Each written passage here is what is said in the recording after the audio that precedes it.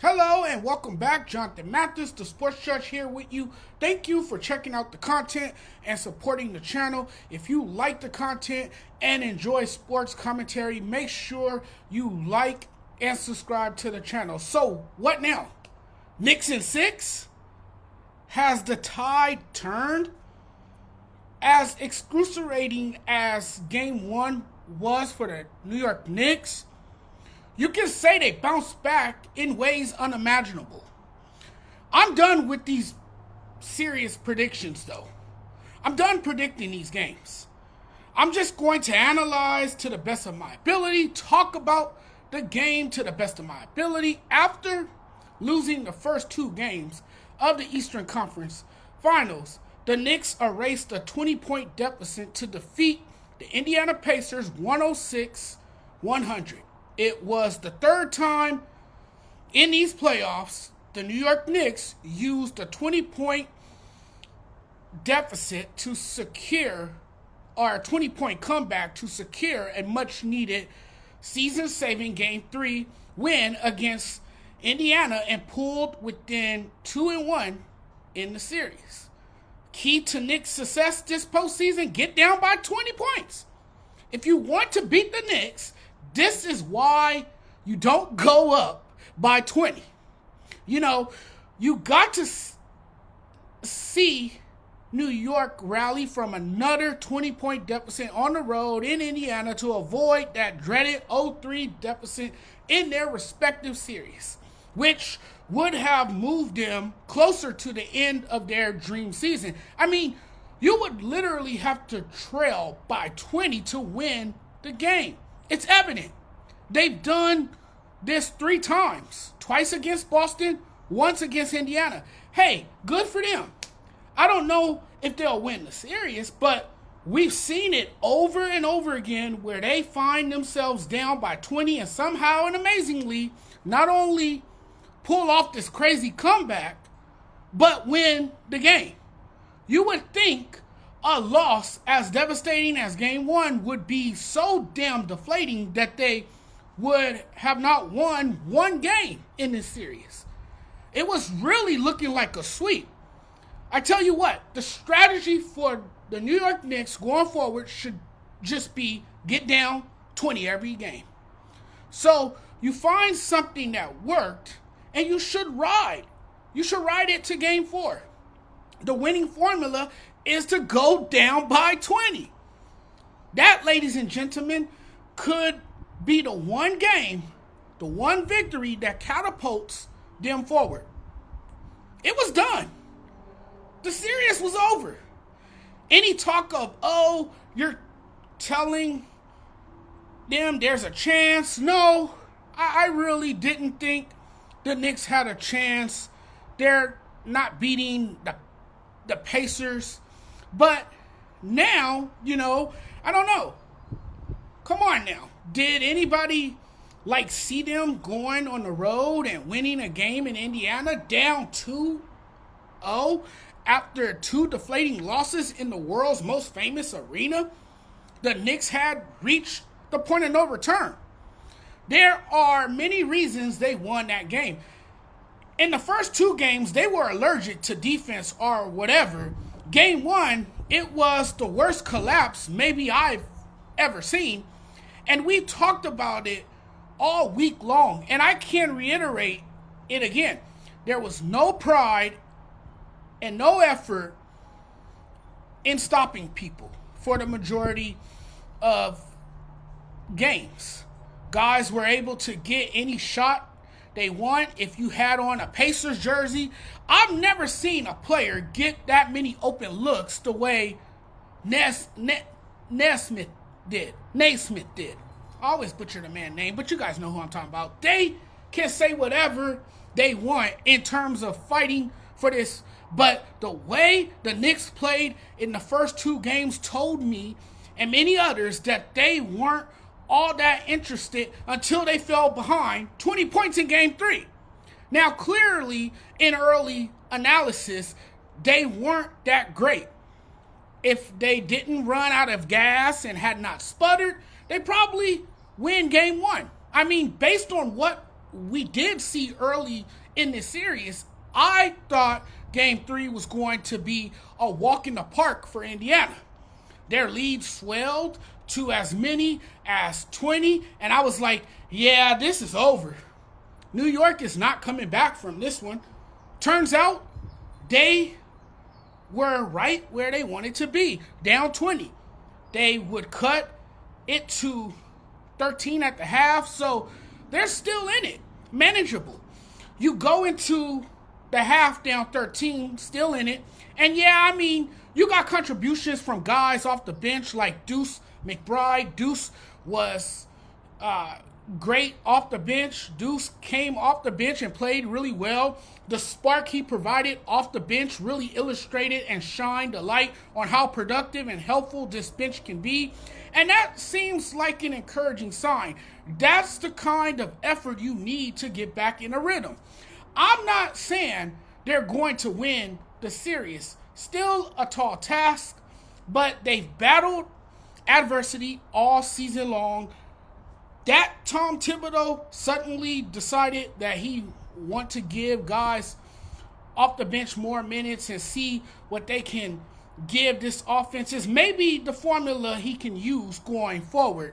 I give Tom Thibodeau some credit for finally changing up his strategy, and he was really left with no choice because of the significant foul trouble his guys were in. It's nice to see that he went deeper by playing guys you had forgotten was even on the team. You've forgotten these guys were in the NBA.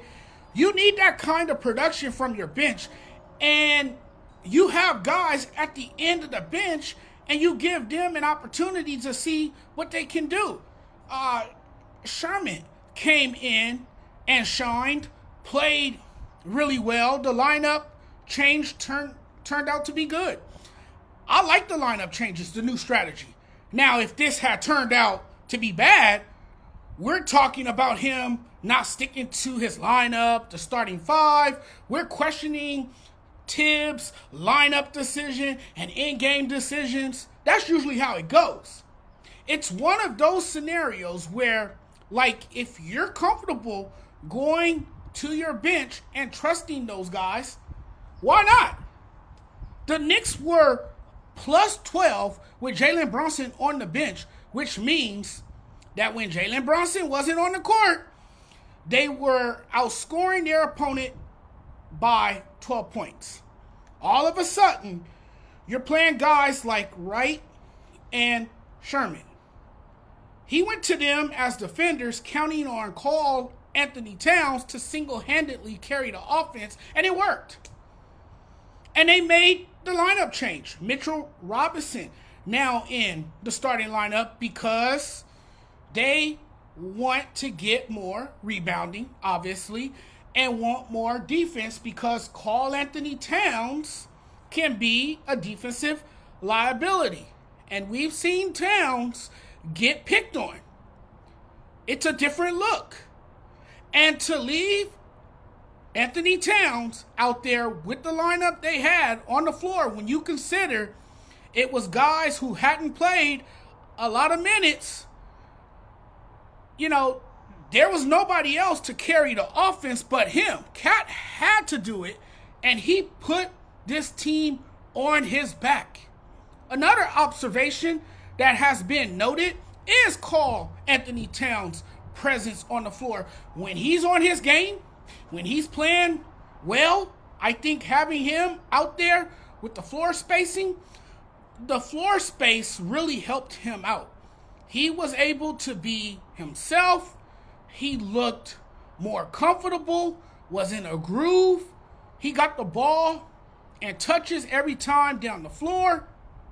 It's about time.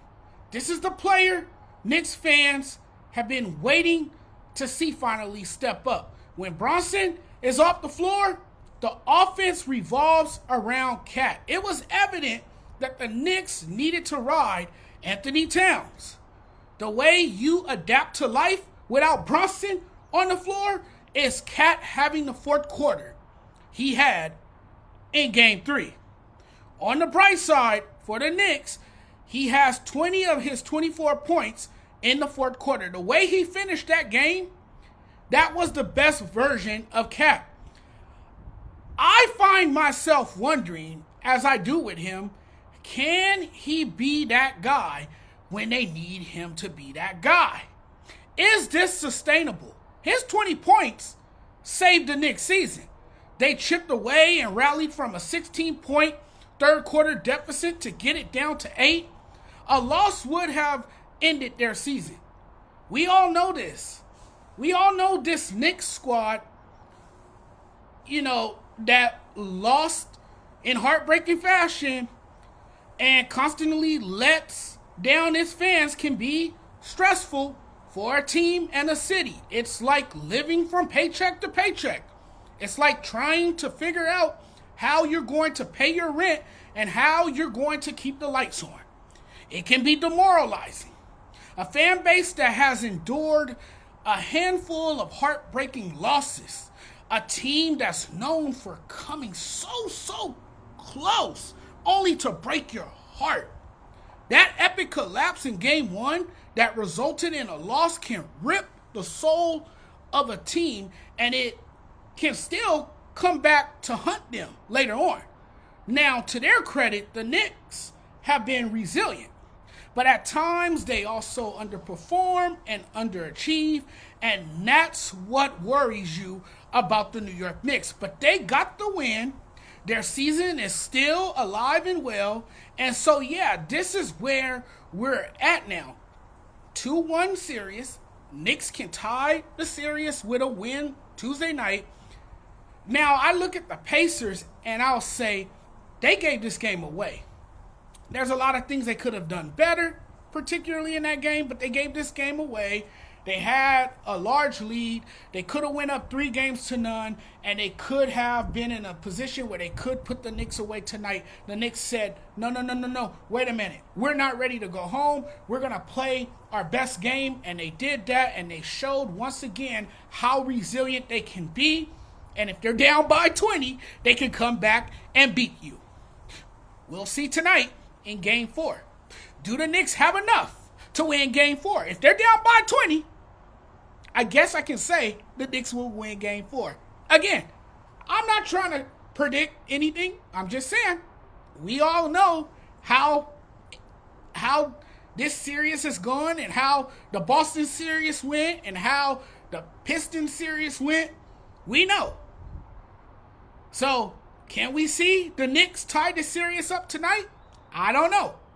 We'll soon find out what will happen. But guys, you take care. Thanks for watching. Thanks for checking out the content. Really appreciate the love and support. You guys are awesome. Without you guys, none of this is possible. Make sure you guys hit the subscribe button. If you guys like the content, man, stick around, man. Like the channel, tell your friends about the channel, tell your family about the channel, tell everybody about the Sports Judge. Make sure they hit the subscribe button. But guys, I'm getting out of here now. We'll talk again very soon. You guys enjoy the rest of your night, and I will have more great sports content coming up for you guys. But take care. Thanks for watching. Peace.